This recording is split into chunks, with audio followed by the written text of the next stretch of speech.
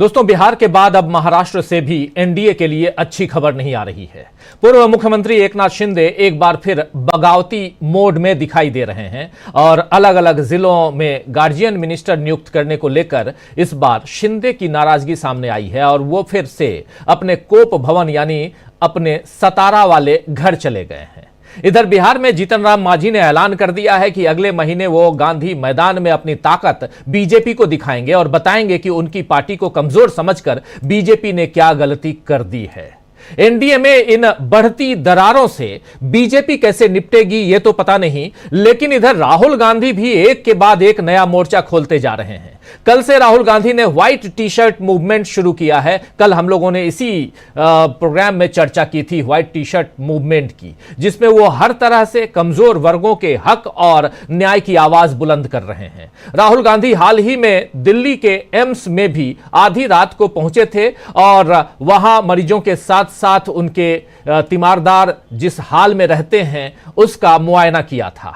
राहुल गांधी ने इसे नर्क बताते हुए एक वीडियो जारी किया था और अब उन्होंने केंद्रीय स्वास्थ्य मंत्री जेपी नड्डा और दिल्ली की मुख्यमंत्री आतिशी को चिट्ठी लिखी है। कांग्रेस ने इस चिट्ठी के साथ एक ट्वीट किया है और जिसमें लिखा है, क्या कुछ लिखा है जरा उस ट्वीट को हम स्क्रीन पे ले आते हैं। और ट्वीट में राहुल गांधी, कांग्रेस पार्टी खासकर लिख रही है कि नेता विपक्ष श्री राहुल गांधी ने देश भर से दिल्ली एम्स आने वाले मरीजों और उनके परिवारों को बेहतर सुविधाएं उपलब्ध कराने के लिए केंद्रीय स्वास्थ्य मंत्री और दिल्ली की मुख्यमंत्री को पत्र लिखा है। राहुल गांधी जी ने अपने पत्र में इलाज के लिए दिल्ली एम्स आने वाले लोगों को हो रही परेशानी के बारे में विस्तार से बताया है। इलाज के लिए दिल्ली आने वाले मरीज इस ठिठुरती ठंड में मेट्रो स्टेशन के नीचे सोने को मजबूर हैं। उनके पास न तो पीने के पानी की व्यवस्था है और न ही शौचालय की। आसपास कूड़े कचरे का भी ढेर लगा रहता है।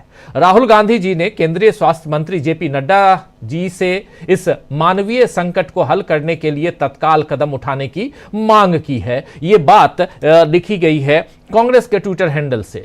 दिल्ली चुनाव से पहले दोस्तों बीजेपी और आम आदमी पार्टी एक दूसरे पर हमलावर हैं और एक दूसरे के दोषों को दिखाने में लगे हैं। वहीं कांग्रेस अपने पहले के काम और भावी योजनाओं का खाका पेश कर रही है और इस बीच राहुल गांधी का ये एम्स दौरा और उसके बाद चिट्ठी लिखना बता रहा है कि राहुल गांधी दिल्ली के साथ साथ बाकी देश को भी मैसेज दे रहे हैं कि उनकी और कांग्रेस की प्राथमिकताएं क्या हैं। आपको बता दूं कि कल राहुल गांधी फिर बेलगावी पहुंच रहे हैं, कर्नाटक बेलगावी, जहां 27 तारीख को अधिवेशन हुआ था। आप याद कीजिए कांग्रेस पार्टी का अधिवेशन, लेकिन उसी वक्त आप याद कीजिए कि निधन हो गया था डॉक्टर मनमोहन सिंह का। तो बेलगावी में आगे का जो कार्यक्रम था, जिसमें सबसे बड़ा कार्यक्रम यह था कि रैली होनी थी कांग्रेस पार्टी की, वो रैली नहीं हो पाई थी। तो पिछले महीने कांग्रेस का अधिवेशन हुआ था, मनमोहन सिंह का आकस्मिक निधन हो गया और उसी के कारण जय बापू जय भीम जय संविधान रैली नहीं निकल पाई थी। लेकिन अब राहुल गांधी के नेतृत्व में कल 21 जनवरी को यह रैली निकलेगी। राहुल कई दूसरे कार्यक्रमों में भी हिस्सा लेंगे और फिर 27 जनवरी को मध्य प्रदेश के महू में यह रैली निकलेगी, जो डॉक्टर अंबेडकर का जन्म स्थान है। राहुल गांधी और प्रियंका गांधी इस बीच दिल्ली में भी चुनाव प्रचार करेंगे, यानी कांग्रेस एक बार फिर सियासी मैदान में अपना दमखम दिखा रही है, जबकि बीजेपी अभी एनडीए का कुनबा संभालने में ही लगी हुई है। बिहार में सीएम फेस को लेकर नीतीश कुमार को अमित शाह ने दोबारा झटका दिया है। संजय झा के घर दही चूड़ा खाने के बाद पत्रकारों से चर्चा में अमित शाह ने कहा है कि सीएम के नाम पर नीतीश कुमार के साथ चर्चा के बाद ही फैसला लिया जाएगा, यानी नीतीश को बीजेपी सीएम की कुर्सी नहीं देगी, यह तय है।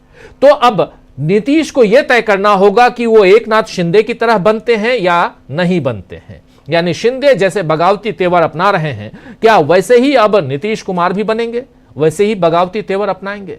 शिंदे भी अब परेशान है कि वो अपनी पार्टी कैसे संभालें, क्योंकि शिवसेना सांसद संजय राउत और कांग्रेस नेता विजय वडेट्टीवार का दावा है कि एकनाथ शिंदे गुट से उदय सावंत के जरिए बीजेपी तोड़फोड़ करवाने में लगी है। इसका मतलब यह है दोस्तों कि बीजेपी ने जो खेल 3 साल पहले उद्धव ठाकरे के साथ खेला था और मोहरा बने थे एकनाथ शिंदे, वही खेल अब उदय सावंत के जरिए हो सकता है। हालांकि उदय सावंत ने ऐसी किसी संभावना से इनकार कर दिया है और खुद को शिंदे साहब के साथ बताया है, लेकिन धुआं दिख रहा है तो चिंगारी कहीं ना कहीं भड़की ही होगी, तय मानिए। शिंदे अपनी पार्टी में फूट पड़ने के आसार से भी बीजेपी से नाराज दिखाई दे रहे हैं और यह नाराजगी जिलों के गार्जियन मिनिस्टर वाले मामले पर जाहिर हुई है, जिसके बाद बीजेपी को इस फैसले पर रोक लगानी पड़ी।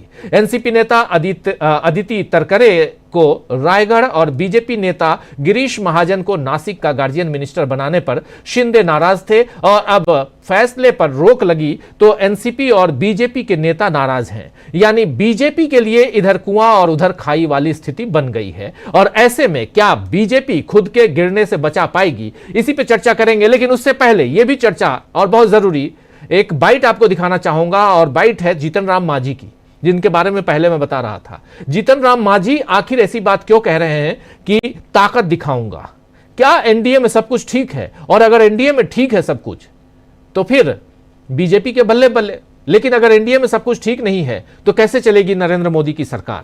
जरा सोचिए। उससे पहले जीतन राम मांझी की इस बाइट को सुनिए। क्या जहां 20,000 आदमी थे, जुटा ले कोई दूसरा आदमी, हमारे ही आदमी को ले जाते हैं। कल हम क्लियर किया है अपने लोगों से कि हमारे गरीब लोग, खास करके जो भुइयां मुसहर परिवार है, जो बहुत गरीब तबके के लोग हैं, जिसको बहला फुसला कर लोग ले जाता है रैली में, सम्मेलन में नहीं कोई जाए, वो सब हम लोगों के साथ आता है। देखिए 2 को हम लोग करने जा रहे हैं घोसी में, फिर आपको 28 फरवरी को करने जा रहे हैं गांधी मैदान में। ऐसा करके लोगों को बतलाना चाहते हैं कि जनमानस हमारे साथ है, अगर हमको दरकिनार कीजिएगा तो इसका खमियाजा एनडीए को भुगतना पड़ेगा, जो हम नहीं चाहते हैं, हमको भी तकलीफ होगी। वैसी परिस्थिति में झारखंड और दिल्ली में तो आप दरकिनार किए और झारखंड में तो नतीजा आपने देख लिया। हम मनाते हैं भगवान से कि दिल्ली में वो हालत नहीं हो, एनडीए के लोग वहां जीते और बिहार में सजग रहे, बिहार में सब लोगों को समन्वय रूप में साथ लेकर के आगे चले और जिसकी जितनी ताकत है उसको लोग समझें, तो ही हम लोग अपना ताकत उनको दिखला रहे हैं।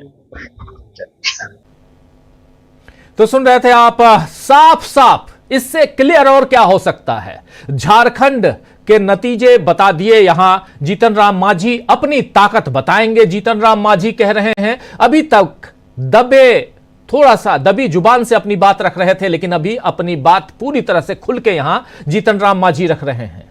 आप समझ सकते हैं कि यहां से एनडीए की हालत क्या हो सकती है। एकनाथ शिंदे का जिक्र हमने कर दिया, बता दिया कि एकनाथ शिंदे उधर क्या कर रहे हैं। तो महाराष्ट्र से लेकर बिहार या बिहार से लेकर महाराष्ट्र, लेकिन बिहार और महाराष्ट्र चलें तो बीच में आंध्र प्रदेश भी है।